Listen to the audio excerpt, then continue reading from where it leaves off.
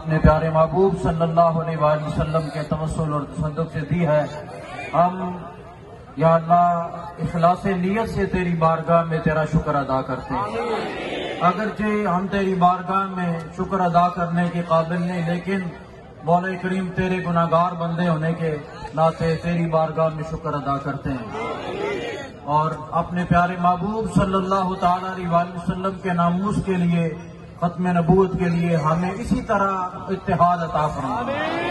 اسی طرح یا اللہ ہمیں مزید ہمت اور حوصلہ اور استقامت عطا فرما، اور عالم کفر اور یہود و نصارہ کی سازشوں سے یا اللہ ہمیں بچانا.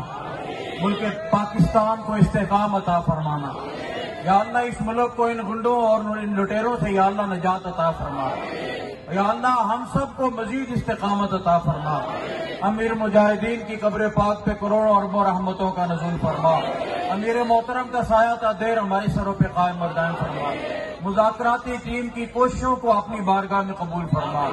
مجلس شورا کی کوششوں کو اپنی بارگاہ میں قبول و منظور فرما، اور آئندہ بھی اسی طرح جرأت سے فیصلے کرانے کی توفیق عطا فرما. آئندہ بھی اسی طرح یا اللہ استقامت عطا فرما.